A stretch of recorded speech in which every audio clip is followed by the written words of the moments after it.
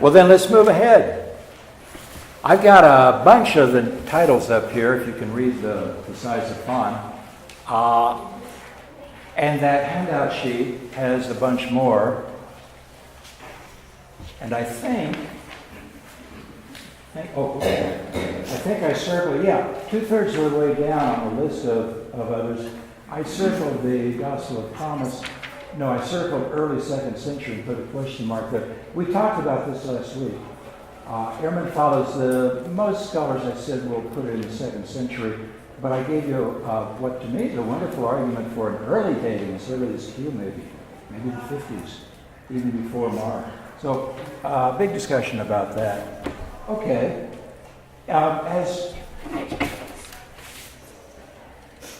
As more people come in, maybe you want to provision them with these things, please. Before we leave this slide, I want you to notice the last one. Yes, we're told there was even a Gospel of Bartholomew, or perhaps two, or perhaps the second was a revision of the first. They argue about that. The thing is, we can't settle the argument because we don't got it, which I think is perfectly appropriate. As you know, we know virtually nothing about the disciple named Bartholomew. So, of course, we know nothing about the gospel attributed to him. But this is kind of interesting. I didn't know this. I'm giving you the Greek there, what his name comes from, and before that, the Aramaic. And apparently, it means son of a plowman. So, those of us at St. Bart's are sons and daughters of a plowman.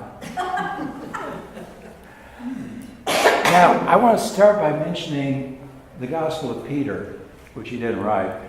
The Gospel of Peter, and then I'll come back to it later for a different purpose. But I want to remind you why we, until recently at least, why we have had so few of these many other candidate Gospels for inclusion in the New Testament. We Americans are weirdos. I'm assuming most of us here think that there should be freedom of speech, freedom of press, freedom of assembly, the Bill of Rights. The library should have all kinds of books. Most of us are children of the American Revolution. And people like Madison were profoundly influenced by John Milton's essay Areopagitica. I cannot praise a fugitive and cloistered virtue that does not sally forth to meet the foe. It's a wonderful, famous trumpet blast in favor of the free play of ideas and let the best one win. But we need to keep reminding ourselves that we're the weirdos. Most of the world has always consisted of book burners. Hi, Alicia. If you run into an idea you don't like, try to stomp it out. And if you can, stomp out the person's behind it. That's been most of the world's history. And that's why we, until recently at least, have had so few of these other Gospels. And my example is the Gospel of Peter, which, according to Eusebius, the famous church historian in the 4th century, he says this was one of the most widespread, one of the most popular of the other Gospels in the 2nd century. Until Serapion. They said great names, didn't they? Not like John. Serapion, who died around 200, he was the bishop of Antioch. He decided that the Gospel of Peter was heretical, and therefore couldn't have been written by Peter. He wouldn't be a heretic. And therefore we should stomp it out, get rid of it, burn it. And he went on a big crusade. In the Gospel of Peter that we now have, the crucifixion story says that when Jesus was on the cross, he didn't seem to be in pain. Serapion said, Docetism. Docaine? Doceo? To appear or to sing. There were a lot of early Christians who said Jesus was not fully God and fully man. Jesus was fully God, or fully heavenly of some sort, an angel or something. He only seemed to be human. There's one, it's not in a gospel, but there's one Gnostic writing that says his disciples noticed when he walked along the Sea of Galilee, his feet did not leave impressions in the wet sand. Yeah. There's another one that says he never had to go to the bathroom. So Serapion decided that the Gospel of Peter must be Docetist. It was heretical. And he went on this big campaign to get rid of them all. According to Eusebius, he was very successful. And indeed, we had Eusebius' account of the Gospel of Peter, but we didn't have anything about the Gospel of Peter. And then, in 1886 and 7, a French team dug up an old monk's grave in Akhmim, Egypt, and somebody had buried with the monk apparently a copy of his favorite Holy Gospel. It was the Gospel of Peter. Most of it had disintegrated over the centuries, but we had a good-sized fragment of it, finally. And then, very shortly after that, I told you last week, between 1890 and 1910, two English archaeologists ran a long project digging up a big trash pit in Oxyrhynchus in Egypt. And among the things we found there were some more fragments of the Gospel of Peter. Amazing, huh? So, despite the book burners, we now know a few things anyway about the Gospel of Peter. The most popular gospel in the 2nd century, maybe. I lay awake night after night, okay, not really, trying to figure out how to cover 18 or so gospels with you in one class. And I finally came up with this scheme. We got 4 pots or four filing cabinets. We're going to look at some very recent discoveries like Peter. We're going to look at some that we have known forever, thanks to the fathers quoting from them. And there's so many of them that I'm just going to use a couple of examples from early Jewish Christian communities.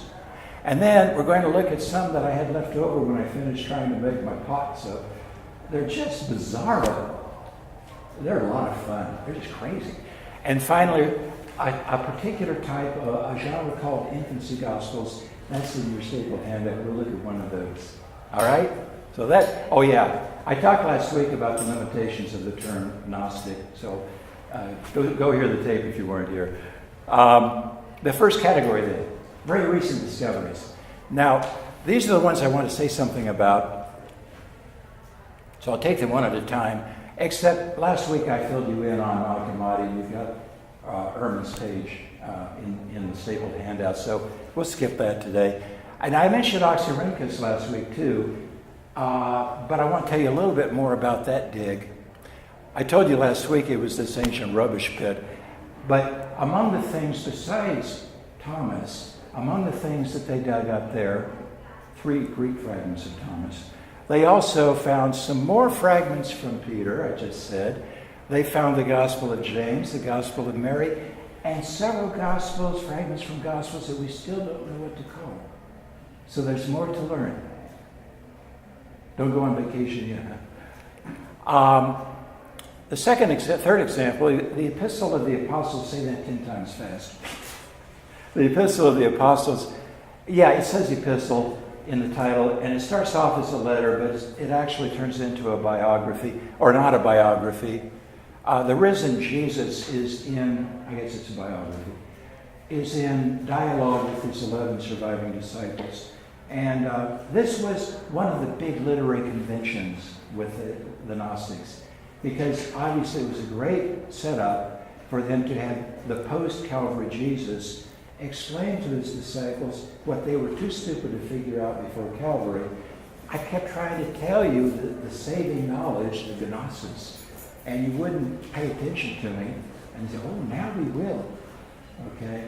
So the Epistle of the Apostles has that long dialogue between Jesus and 11 of his disciples. But the fascinating thing is, this gospel is anti-Gnostic. It's written, obviously, by a proto-Orthodox Christian who's adopting the favorite literary convention of the Gnostics in order to undermine them. Fun, huh? And yes, sir, Tom. I'm aware of the limitations of the term Gnostic, but what do we mean when we say anti-Gnostic? Proto-Orthodox, maybe I should have said. No, you did, but I mean, is he saying there is no special knowledge? Or? Jesus' public teachings contain everything we need to know, and it wasn't his teachings anyway that saved, it's his death, his sacrificial death. Okay. Yeah. Signs all over the South, nothing but the blood of Jesus. Okay? I have a slide I put in this morning for you after this one. We know about this fragment. It's in Egyptian, but we can tell that the original must have been Greek. And we found that in 1895. And then right afterwards, we found another fragment of this gospel that was in Ethiopic.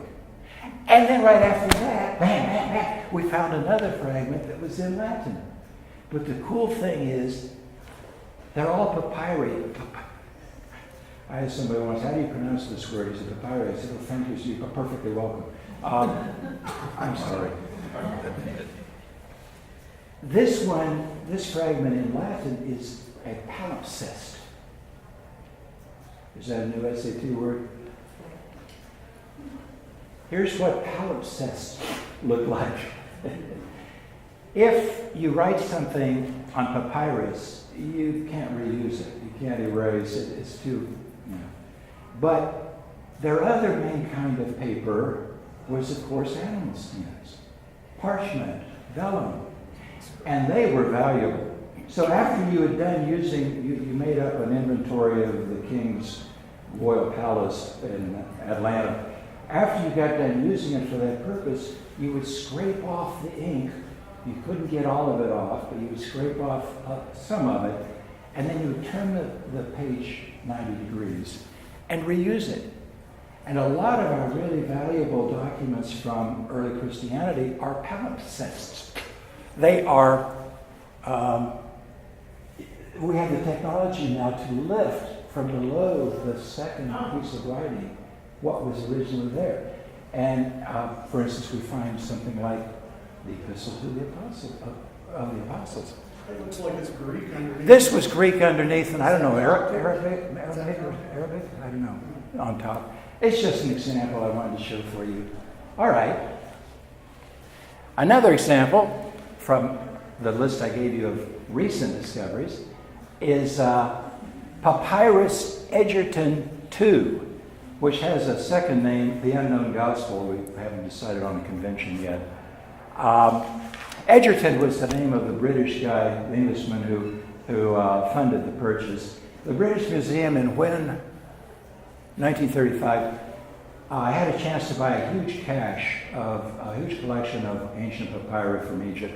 You never know if you're going to have nothing except Notes for the Milkman. It's a gamble. But they didn't have enough money for it, and they found this rich guy named Egerton. He said, yeah, I'll give you the money to buy it, but you call it Egerton 1, 2, 3, 4, and so forth. And once they had cataloged it, they found this gospel. Most of the papyri in this collection are dated to the mid-2nd century, but this one, whoops, okay. I was going to give you some more information about it. This one, Papyrus Egerton, did I forget to put this in? Huh.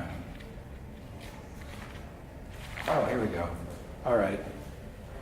Completely unknown until its publication in 1935, right?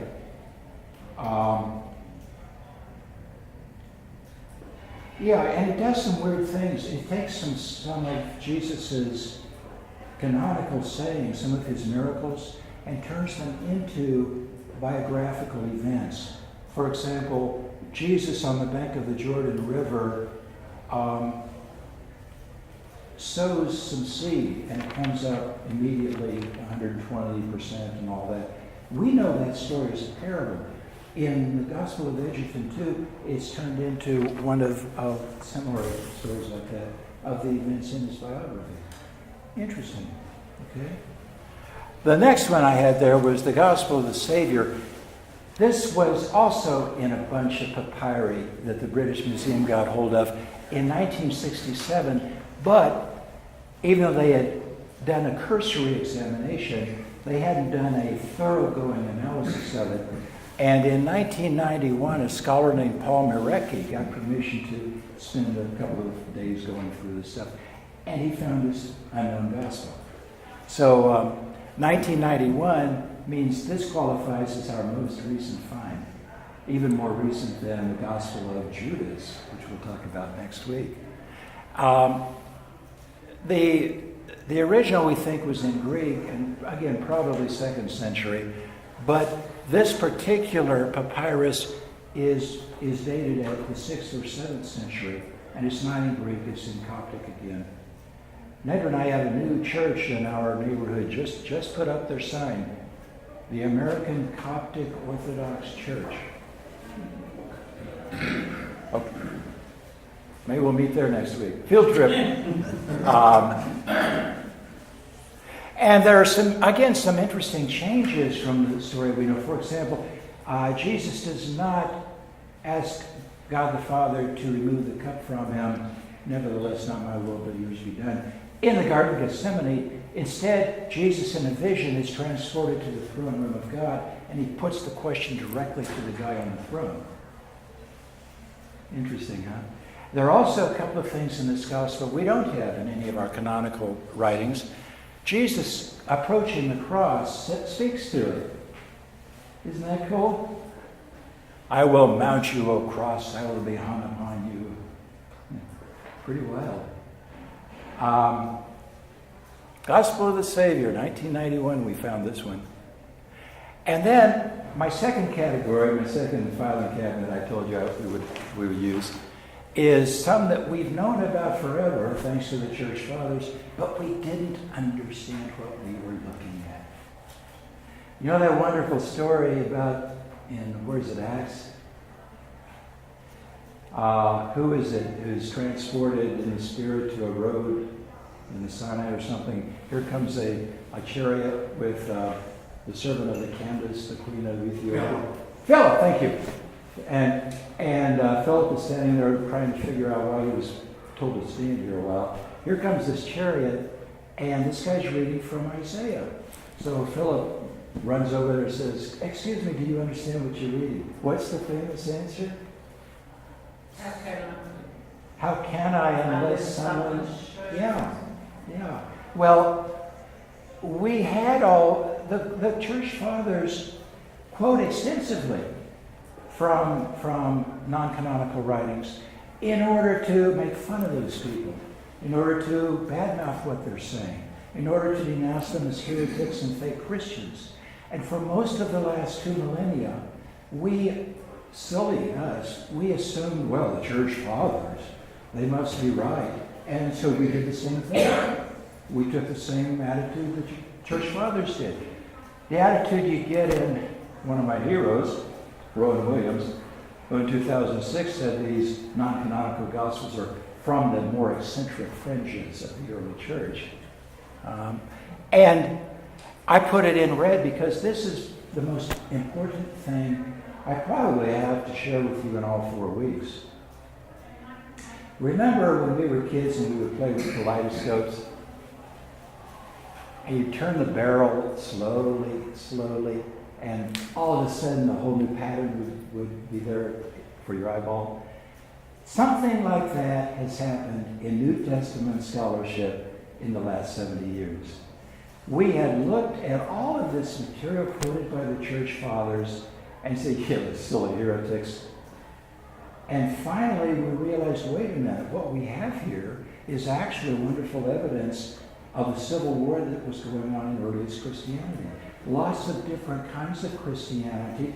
And these people thought that they were the real Christians. And the proto-Orthodox were wrong.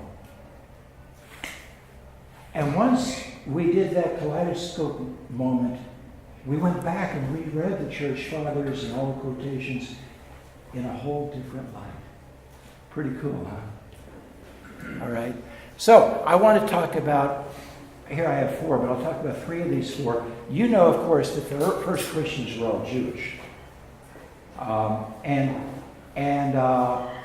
So as the parting of the ways, it's called, as we began to drift toward the parting of the ways, you found more and more proto-Orthodox and then Orthodox Christians who were bad-mouthing not just Gnostics, they were also bad-mouthing Jewish Christians. And here's 4 examples for you where we know we don't have any of these Gospels. We haven't dug up any of them. British Museum hasn't bought any of them. We know about the gospel according to the Egyptians from somebody named Father Clement of Alexandria. He quoted extensively from it. There were a lot of Clements running around back then. The gospel of the Nazareans, we know there are lots of quotations in Jerome, the guy who gave us the Vulgate, but there are even more quotations in the margins of Greek manuscripts of Matthew. Okay, compare and contrast passages. The Gospel of the Ebionites, I love the story I'm going to give you in a moment, or Ebionites. We don't even know where that name comes from. Some people think it was their founder, a guy named Ebion. Others say no, in Greek it means poor, or in Aramaic. It means poor, so maybe early Christians were supposed to be mostly poor, or not mostly rich. And maybe it was describing their lifestyle or their socioeconomic status. We don't know. But we know about the Gospel of the Ebionites because somebody named Epiphanius of Salamis, as far as I know, this is the only thing he's famous for.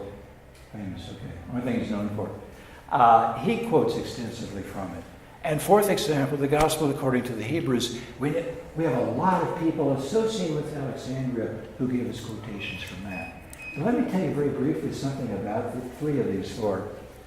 The Gospel of the Nazareans is very close to our canonical Matthew. In fact, some people think that it was their version of Matthew. Argument about that. But in either case, it omits the first two chapters of canonical Matthew. It starts with chapter 3.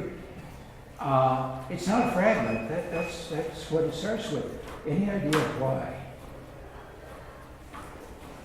Why would a Jewish Christian group omit the first two chapters of Matthew? Matthew is all about Joseph's genealogy. And the virgin birth, and yes, yes, the early history of Jesus. Jewish Christians did not accept fully God and fully human. For them, being traditional Jews, monotheists, there was no way Jesus was divine. Jesus was, as our Muslim friends say about Muhammad, God's supreme prophet. And so they start with chapter 3. Isn't that interesting? Even more interesting to me, and therefore to you, is the Gospel of the Ebionites, where we're told that John the Baptist did not eat locusts and wild honey. He ate pancakes and wild honey. Sounds delicious, huh? They took the word akritos, Sandy? Akritos? There's that accent mark you were telling me about. Akritos, which is in our canonical gospel, in our canonical gospels, and they changed it to akritos. They changed the final alpha to an epsilon. That one little bitty change turns locusts into pancakes. And you say, oh, well, obviously a typo.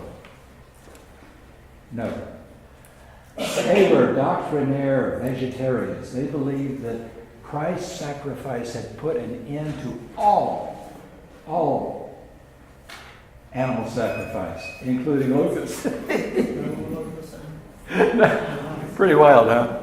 And finally, the Gospel according to the Hebrews.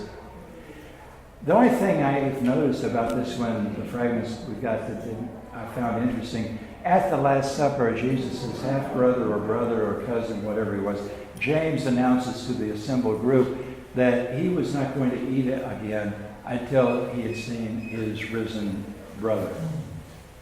Which means, of course, what we're missing, that fragment clearly tells us that Gospel's version of the Last Supper must have been radically different from what we know from the canonical Gospels. All right?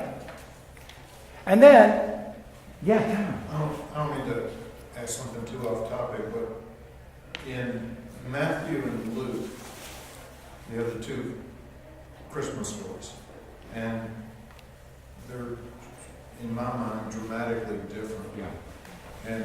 And that raises the issue as to whether they were sort of tacked on, because the rest of the synoptic gospels, there's consistency in the biographies. Yeah. What do scholars say about that? There's a big argument about that. Big argument about whether we have original Luke and original Matthew at the start of both. And I don't know how to evaluate that. But for instance, the genealogies are they're irreconcilable. And we think that Matthew and Luke did not know each other, because they both used Q, they both used Mark. They used special sources for each. They call it special L, special M. But Matthew, for instance, if you look at the first couple of chapters, things just don't really cohere in the story very well. Can anybody add more to that one? Well, Yeah. I'll try to add in my own question. Okay, good. When I read Matthew, I read it as the point he's trying to make is this guy really was the Messiah. Yeah. And when I read Luke, it's this guy was the friend of the underdog. Yeah. And so in Matthew, you have kings coming to recognize his birth. And in Luke, you have shepherds, which I understand were sort of low class. They were like teachers, yeah. Yeah.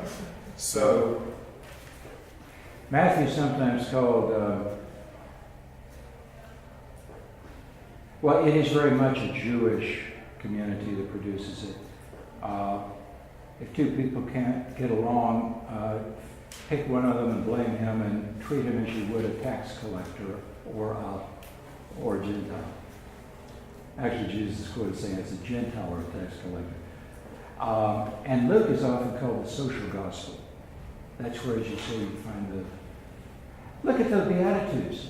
Matthew is all about, they're called the theological virtues. Blessed are those who hunger and seek after righteousness, whereas Luke says, blessed are those who hunger. Right? And so forth. Yeah, that'd be a separate series, wouldn't it? But with your permission, we'll go ahead, okay? All right, let's go to the next category, which is bizarro filing cabinet. I'll give you a couple of examples. The first one is from something called the Second Treatise of the Great Seth. Seth is a major figure in Gnostic writings. This is the only Gnostic gospel that uses Seth, I think. Am I right? Okay, you know a lot about this stuff, Jeff, I think. As I said at the bottom there, you remember Seth was one of the sons of Adam and Eve. And the Gnostics came up with this notion that he was the first human being to achieve enlightenment, like a good Buddhist. He was the first one to figure out Gnosis, and so they claimed him as their progenitor, their founder, or whatever. And there are several writings, not gospels, that are attributed to Seth. It's a kind of gospel, even though it says treatise, essay, because Jesus is quoted as saying that he descended into the body of the human being Jesus, and sort of the opposite of demonic possession, and stayed with him throughout his ministry up until Calvary, when Simon of Cyrene was conscripted to carry the weak in Jesus' cross. This gospel says the Romans stepped in a stupid vat and accidentally crucified Simon. And Jesus rose up and hovered above the scene, looking down at the poor schmuck on the cross and laughing at him. Really sounds like Jesus, right? I mean, just outrageous. There's a lot of laughing in this gospel. Those who do not have gnosis are like dumb animals. They think they're advanced in the name of Christ when they beat up on those who are liberated, us, the Gnostics. The Jews are denounced. Their writings are just a laughing stock, is the translation. Okay? So this early, 2nd century, we can start finding anti-Jewish writings in the early Christian movement, or parts of it. How can being laughing, looking down, could have anything to do with what they're talking about? Well, It doesn't make sense. Carrie, hold that thought, because here you go again. Something called it's in Coptic. There are actually 3 apocalypses attributed to Peter that survived. This is one of the three. This is the one that's written in Egyptian. And this one is a vision that Jesus granted Peter after Calvary, and Peter allegedly wrote down, okay? It's opposed to the real heretics, who here are the bishops and deacons in the Proto-Orthodox Church, what I said earlier, who, for example, falsely teach that Jesus died on the cross. This gospel says that Jesus' body suffered on the cross. Here's Docetism again. But the real Jesus, the spiritual Jesus, laughed at the whole thing. So here Jesus is laughing not at poor Simon of Cyrene. Here the Christ figure is laughing at the man Jesus. Very similar but not quite identical, you see. So it was one of their motifs. If there are these two, there must have been others playing on this theme. It doesn't make much sense to us. Okay, the gospel of truth. For one thing, it tells us there are 5 sacraments, and not all of them seem familiar to us. Salvation is a sacrament. But one of the 5 is, we ran into this phrase last week in the Gospel of Thomas, and I said, hold that thought, we'll come back to it. One of the sacraments is the bridal chamber. In fact, that phrase is in a number of surviving Gnostic writings. Boy, has it occasioned a lot of uneasy discussion. We'll find it again next week when we're looking at the Gospel of Mary Magdalene. I want to bring up then the Gospel of Philip, which mentions this phrase 5 times. Big time. Bigly. Okay? The Proto-Orthodox said there was one group of Gnostics in Alexandria in the early 2nd century, the Carpocratians. Why? Because their founder was named Carpocrates. The Carpocratians supposedly incorporated sexual orgies, dorsha, into their worship services. I'm a little bit skeptical of that because it was a convention in the ancient world. Anybody you wanted to dump on, you said, oh, well, they practice infanticide, incest, sexual orgies. It was a stock way of denouncing your enemies. And maybe that's what's going on here with the Proto-Orthodox versus the Carpocratians. On the other hand, we do have this thing about the gospel, the bridal chamber, repeatedly. So, who knows? We'll come back to that next week. This Gospel of Philip also has an interesting fragment where it says that the Orthodox, the Christians, completely misunderstand things like the virgin birth and things like the resurrection, which are really metaphors or symbols, and they take them literally. Can you believe that? Sounds like an argument a lot of modern Christians say with each other, huh? Okay, and number 5, this has come up both previous sessions. Can the proto-evangelium, using the Latin for gospel of James, the proto-euangelion? Yeah. The protos means first. I checked with my teacher before class to be sure. The precursor.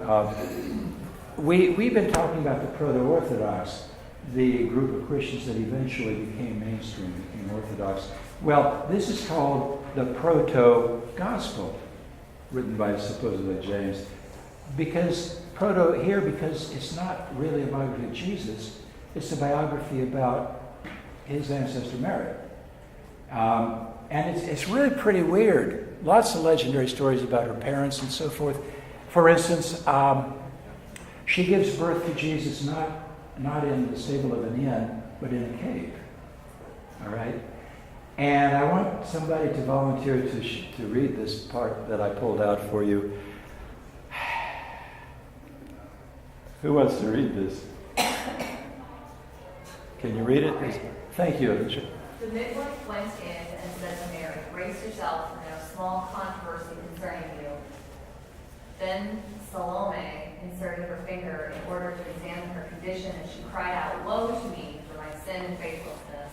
For I have put the living God to the test, and see, my hand is burning, falling away from me." She kneeled before the Master and said, "O God of my fathers, remember that I am a descendant of Abraham, Isaac, and Jacob. Do not make me an example to the sons of Israel, but deliver me over to the poor.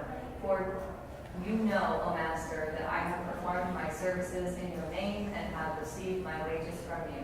And behold, an angel of the Lord appeared and said to her, "Salome, Salome, the Master of all has heard your prayer. Bring your hand to the child and lift him up, and you will find salvation and joy." Salome joyfully came and lifted the child, saying, "I will worship him, for he has been born as a great king to Israel." Salome was immediately cured, and she went out of the cave justified. And behold, a voice came saying, "Salome, Salome, do not report all the miraculous deeds you have seen until the child enters Jerusalem." Bizarre, right? So somebody, is it Mary? I forget. Says something about the perpetual virginity of Mary. This is early 2nd century, and the midwife says, "Yeah, right. I'm going to check that out." And her finger and her hand catch fire or shrivel, depending on your translation. And, pretty wild. Okay. And then, category 4, the infancy Gospels. Early Christians naturally wondered if the man, Jesus, performed all these miracles, surely he must have been an unusual child as well, right? And so they started filling in the gap, making up stories about the unusual child that Jesus was. And in your stapled handout,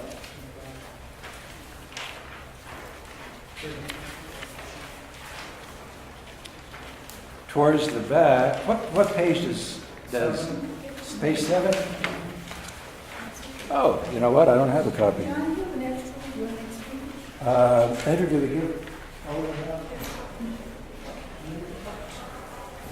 And you do have it? I'll share.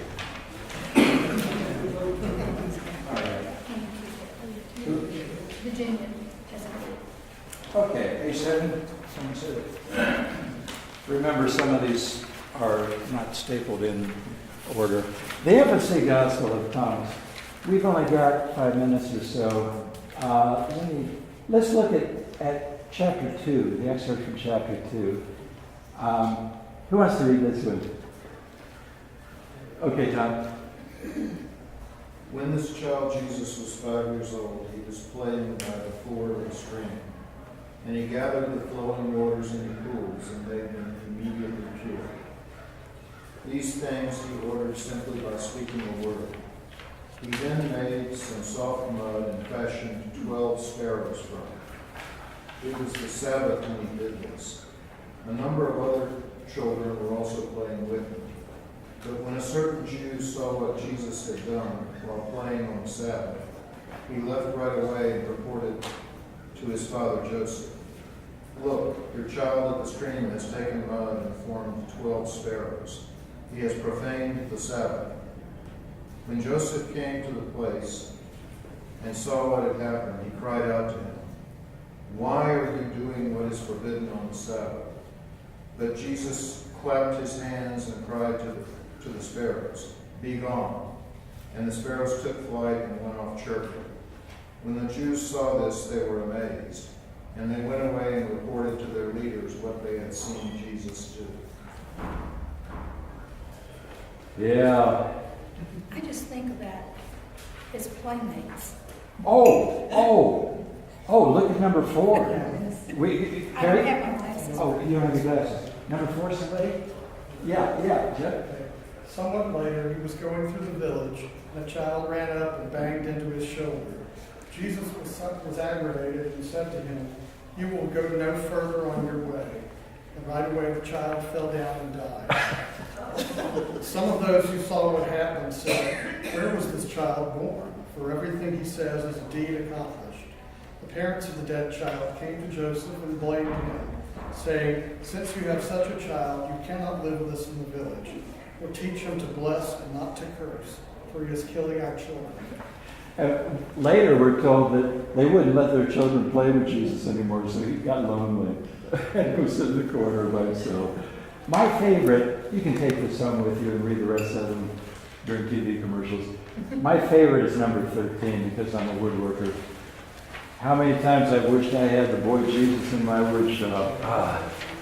We woodworkers have a number of aphorisms. And one of our sayings is, it's awfully hard to put back that last thousandth of an inch. Who wants number 13? Not it. You don't have 8?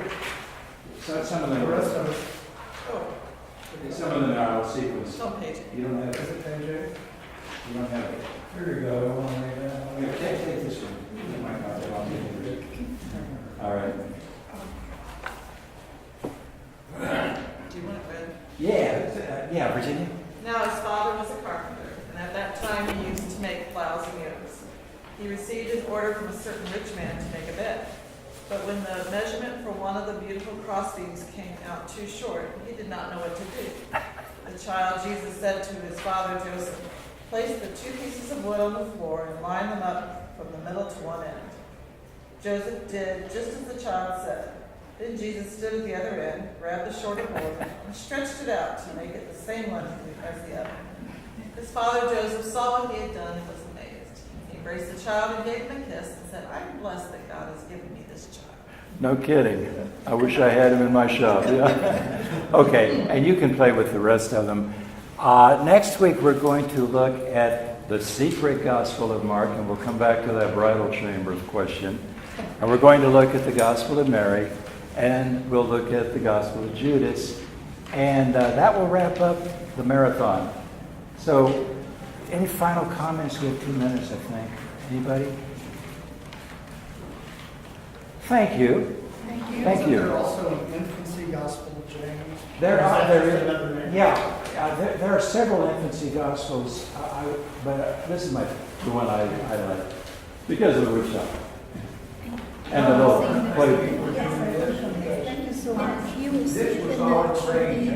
newspaper. I don't know, Jennifer, Go to read it to us. all of this